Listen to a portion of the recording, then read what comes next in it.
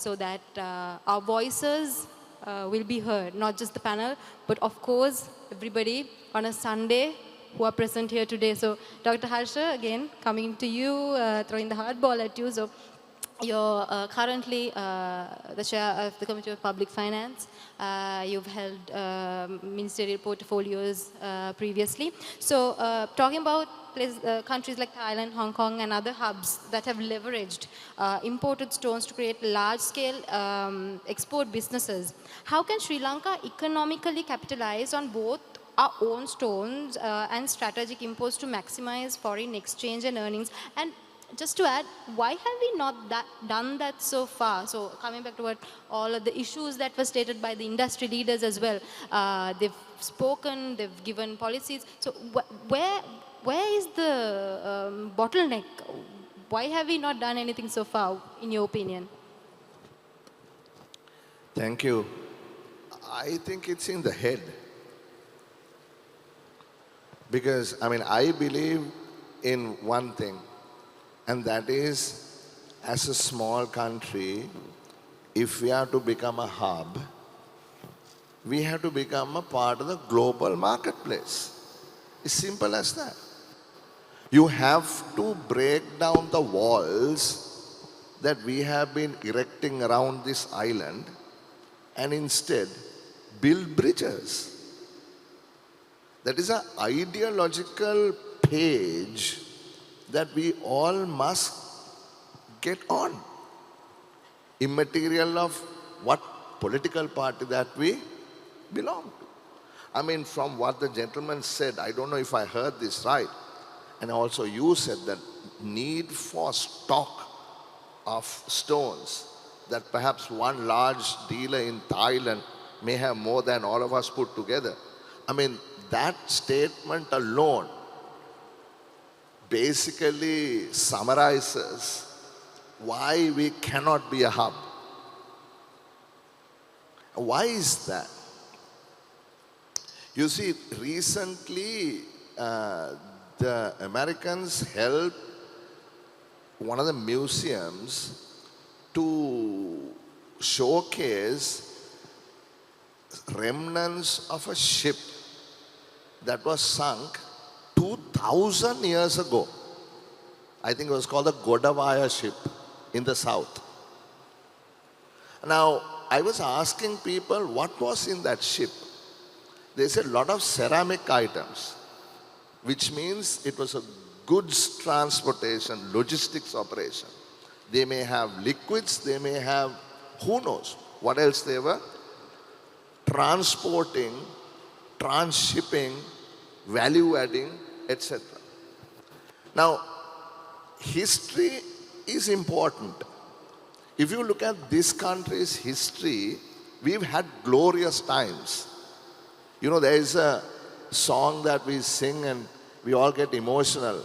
Parakum yugayak nawata tarambau hela bhumitale Lanka. Now, I ask people, what was so great about Parakramabahu's era? What did he do? Yes, he built 6-story mansions in Polonnaruwa. He built massive lakes. We were self-sufficient in grain. He built cities. But what people don't talk about, he was a great trading king. He fought wars with South Asian countries. If you read the history in Chulavamsa, you'll see how he fought a war against a king called Alaung Situ in Myanmar in something like 1152. Why? Because he was trading in gems and in pearls and in ivory. And the kings in Myanmar tried to stop it by putting tariffs.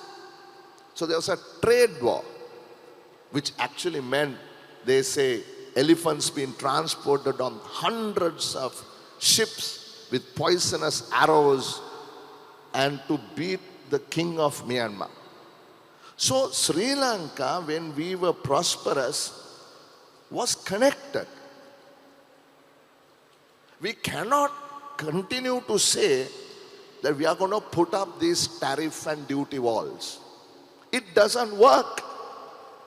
We don't have all the gems that we require, if I understood here correctly. We have our Ceylon sapphires, whether it's Van Cleef of Appel, or whether it is Tiffany's, or whether it is Colombo jewelry stores, or whether it is Lalita.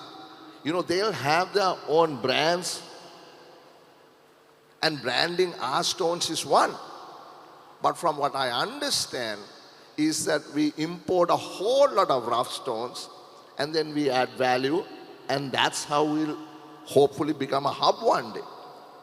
Right? And there is all kinds of new technology coming. I saw the young man very passionately talking about his company, and there are others also.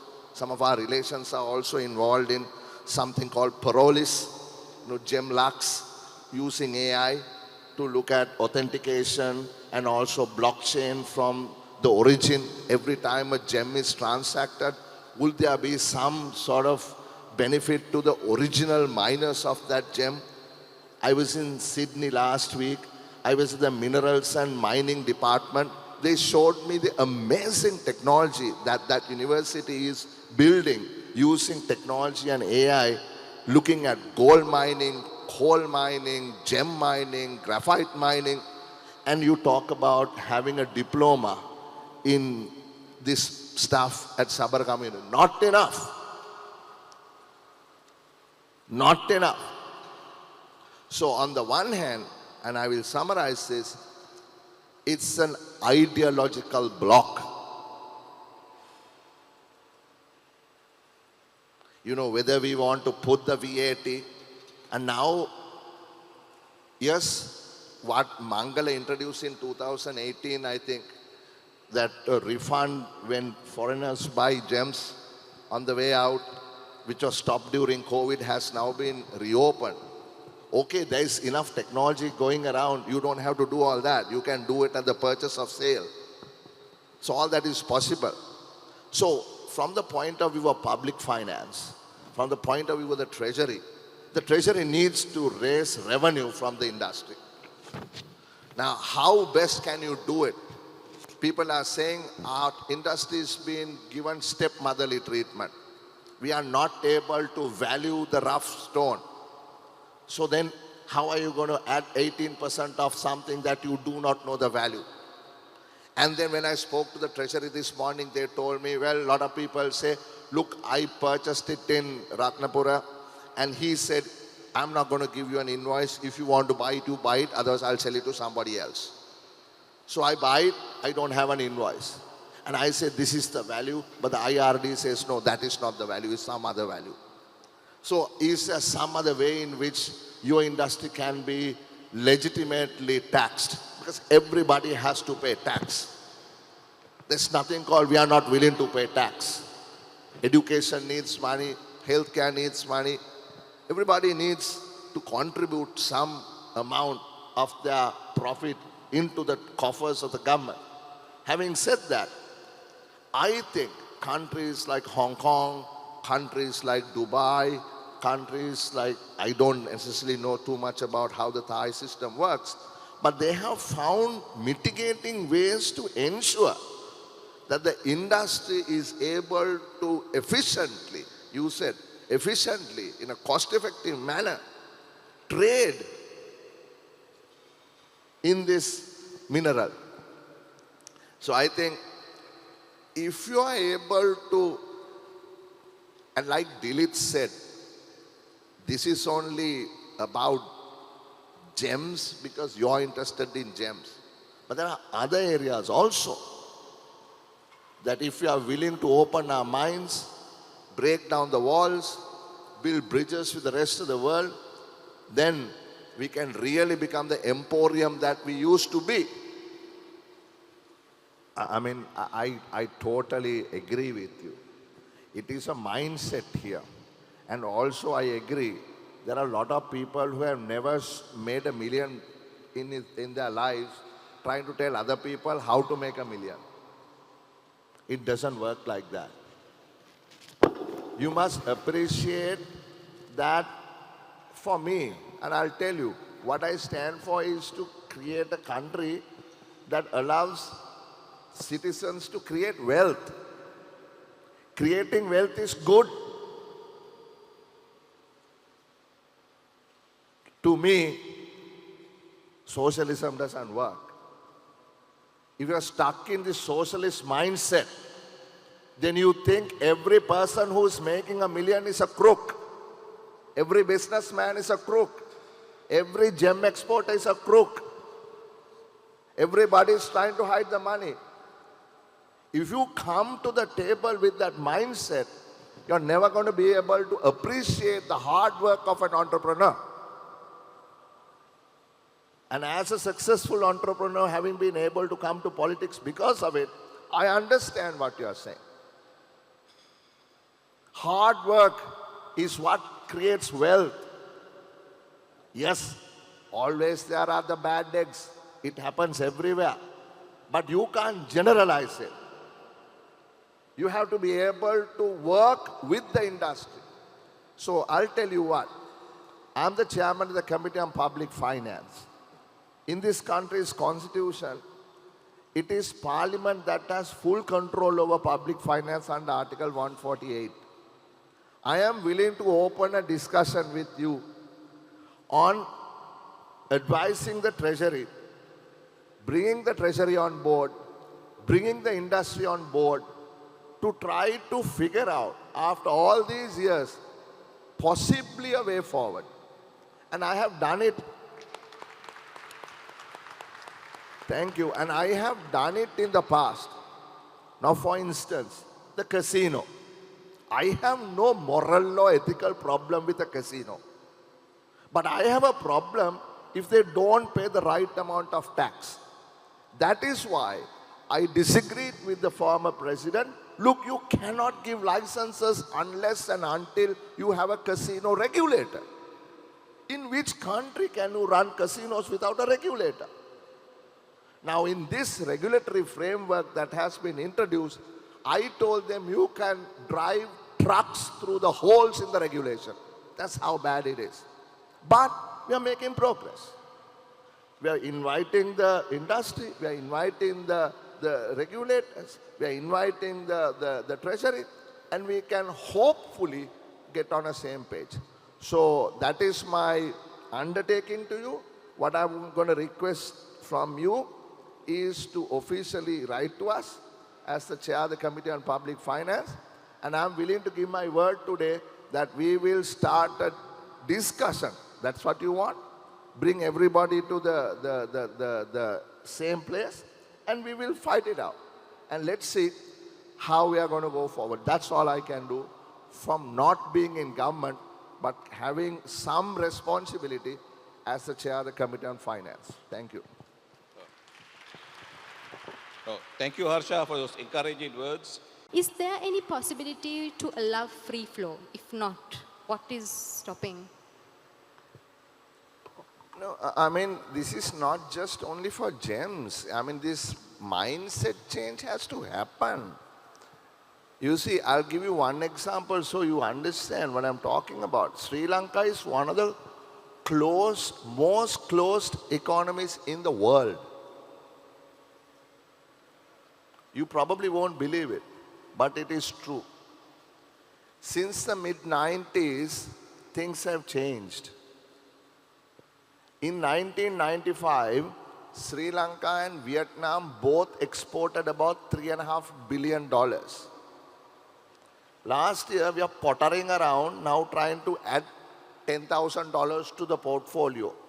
We will end up with about $12 billion in exports this year. Last year, Vietnam exported something like 400 billion. They went from 3.5 to 400. We went from 3.5 to 12 over the last 30 years. What happened in the last 30 years? Please think. What happened to the export industry after Mr. Privatization? Please think.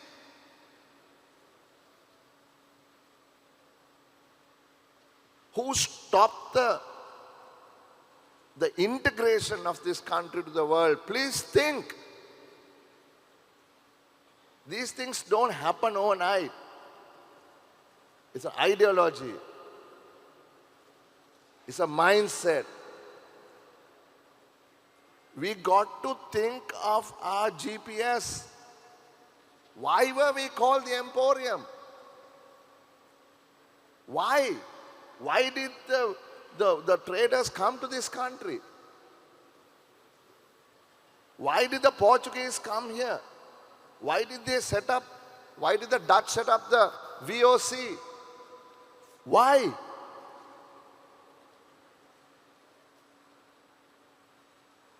You know, so there is something that we have to learn from our prosperity economic history.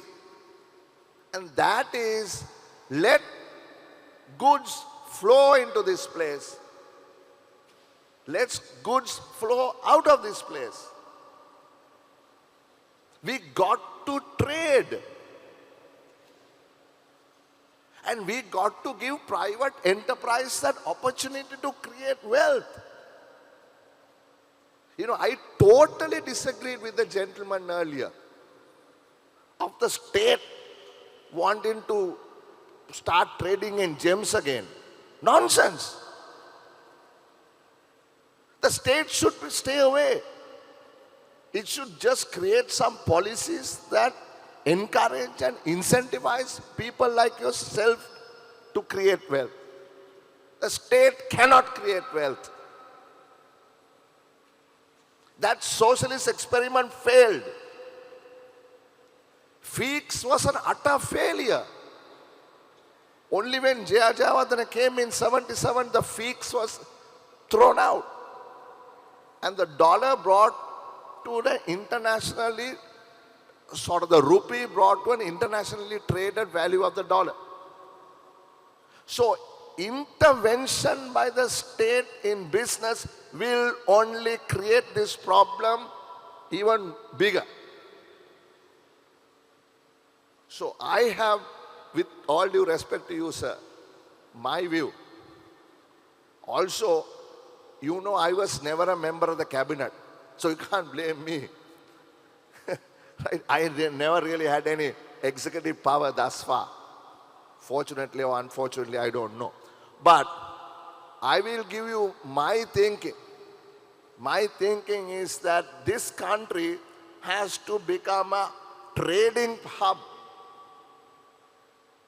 That is what our GPS gives us the leverage for. Unless we are able to see that, whether it is rough gemstones or something else. So, with that, Madhavi, I really have to go. So I'm going to excuse myself. Yes, thank you and so much, please walk Dr. out. Harsha. I'm not being rude. I told I have to go Yes, and do it. yes. Thank you Totally very much. understand. Thank you for your time, Dr. Harsha. We appreciate your valuable insights. Thank you. Thank you.